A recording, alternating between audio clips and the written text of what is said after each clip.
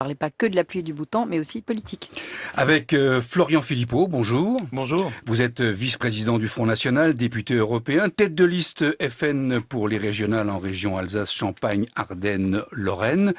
Dans le JDD, ce matin, Arnaud Montebourg et l'homme d'affaires Mathieu Pigasse attaquent durement l'exécutif, devenu, je cite, une gigantesque fabrique à suffrage du Front National. Alors, il propose au niveau européen une baisse d'impôts en faveur des ménages et la résorption du déficit par la croissance et non par l'austérité. Bonne solution ? Si vous voulez, Arnaud Montebourg, d'abord, je pense qu'il part un peu à l'envers parce que son objectif, il le dit dès le début de la tribune, c'est de faire baisser le Front National. Donc pour cela, il faut changer de politique économique. Bon, non, il faudrait que son objectif soit de réduire le chômage ou d'améliorer la condition des Français. Petite remarque qui montre quand même l'obsession de cette classe politique française pour le Front. Deuxième chose, c'est un cri dans le désert quand il s'adresse au Parti socialiste, à l'UMP ou à des hommes de ces mouvements-là. Il s'adresse à des partis et des hommes qui sont absorbés par l'Union européenne, qui sont là par et pour l'Union européenne et qui ne changeront pas. Tribune après tribune, on se rend bien compte qu'il n'y a aucun changement et lui-même au gouvernement n'avait obtenu aucun changement, aucune réorientation. En revanche, il y a un aveu dans cette tribune d'Arnaud Montebourg, clairement, c'est qu'effectivement le Front National est la seule alternative à la politique d'austérité bruxelloise. La seule alternative pour réarmer nos économies et espérer créer de l'emploi, de l'industrie, et la seule alternative donc face à l'austérité pour redonner du pouvoir d'achat aux Français. En cela, c'est un aveu. Manuel Valls était à Berlin hier soir pour assister à la finale de la Ligue des Champions et dans un tweet, Florian Philippot, vous parlez, je vous cite, de petits caprices footballistiques de Valls pour deux équipes étrangères. Pourquoi mêler la xénophobie à la fête du football ? Oh, écoutez, si on peut plus dire que les équipes sont pas françaises, c'est de la xénophobie, excusez-moi. Ce sont pas des équipes françaises, c'est un Premier ministre français. On se demande il y a des pourquoi... joueurs français à la Juve, Evra, la vraie question Pogba. la vraie question de mon tweet, c'est qui paye ? Vous savez, j'ai repris la formule du président de la République. Ça coûte rien, c'est l'État qui paye. Alors là, est-ce que ça coûte rien, c'est l'État qui paye? Ou est-ce que c'est, comme ça devrait l'être, sur les deniers personnels de Monsieur Valls, qui s'offre très bien un match de football, c'est son droit, alors qu'il y a peut-être d'autres urgences, mais bon, ça c'est une autre réflexion. Mais au moins, qui paye? J'espère que ce n'est pas le contribuable français. C'est le seul objet de ce tweet. Dans son discours hier à Poitiers devant le congrès du PS, Manuel Valls a qualifié l'extrême droite d'ennemi redoutable. Que pensez-vous de cette définition ? S'il parle du Front National, il se trompe, le Front est tout sauf l'extrême droite, ou alors il insulte un tiers des Français. Bon, il les traite d'extrémistes, ce sont des patriotes, nous sommes un grand mouvement souverainiste patriote. Pour le reste, je crois qu'il parlait du Front National.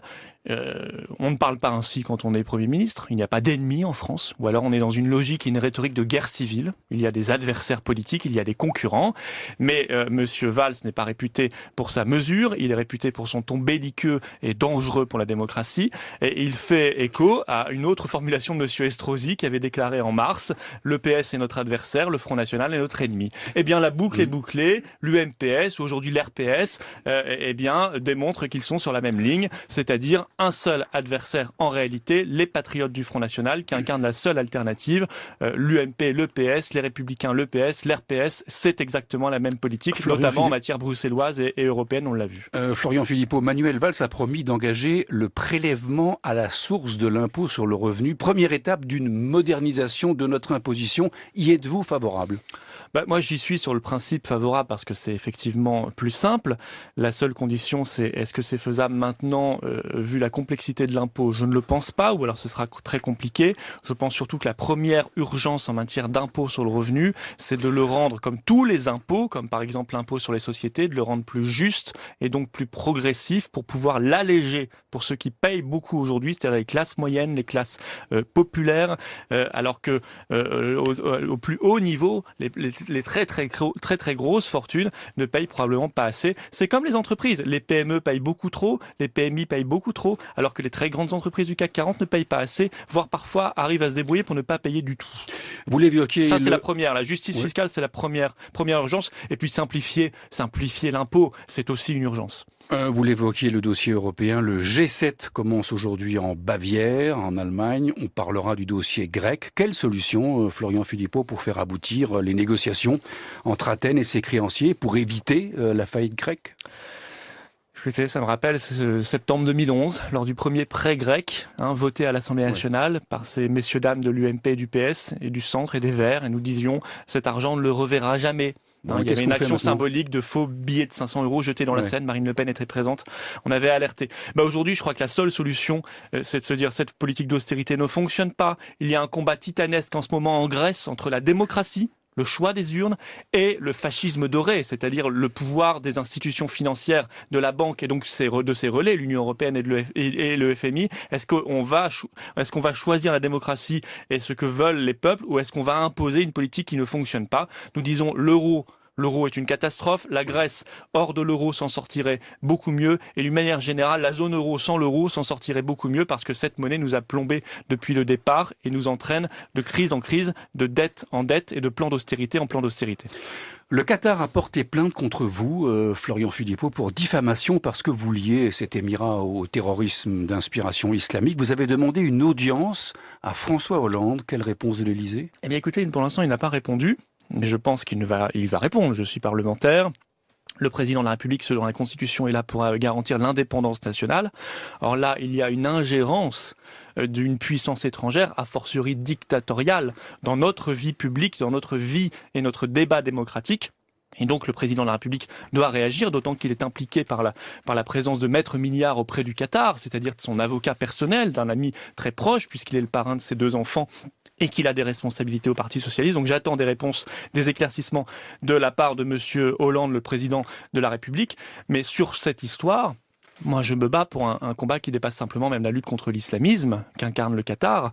Je me bats pour la liberté d'expression et pour l'avenir de notre démocratie. Parce que je signale que l'instrumentalisation de notre justice, de la justice d'un pays démocratique comme la France, par une puissance dictatoriale, pour faire taire un parlementaire que je suis, pour faire peser une chape de plomb sur le débat public.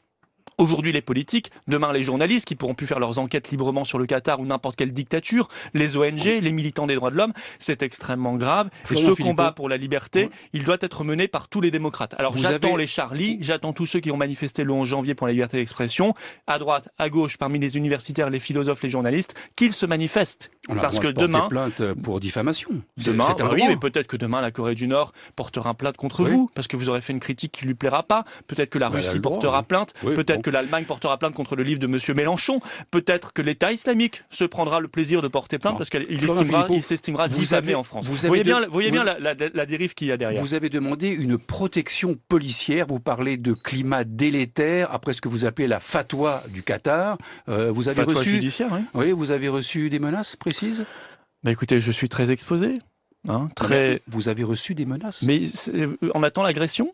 C'est ça qu'attend le ministère de l'Intérieur. Vous savez, c'est pas plaisant d'avoir une protection. Je ne fais pas avoir plaisir, c'est extrêmement contraignant, extrêmement désagréable d'avoir une protection là. Non, j'en ai pas du tout. J'en ai pas la moindre. Et même hier, notre député européen Sophie Montel s'est adressée directement en réunion publique au ministre de l'Intérieur qui a refusé de répondre. On voit bien la gêne, on voit bien l'embarras. C'est sûr, quand on est un opposant politique et pas du showbiz, on reçoit une protection de policier en claquant des doigts, ou un ami du pouvoir, on reçoit également une protection policière en claquant des doigts. Eh bien, on n'a pas les mêmes prérogatives. Mais c'est pas grave. Le ministère de l'Intérieur joue avec ma sécurité personnelle, alors que je suis très exposé, ça personne ne le niera, ne le contestera, alors que je suis effectivement sous le coup d'une fatwa judiciaire de la part d'un pays tout à fait trouble, tout à fait louche, qu'est le Qatar. Il y a une plainte qui a été déposée, c'est pas un grand mot, fatwa. Mais monsieur, vous savez ce qu'est le Qatar ?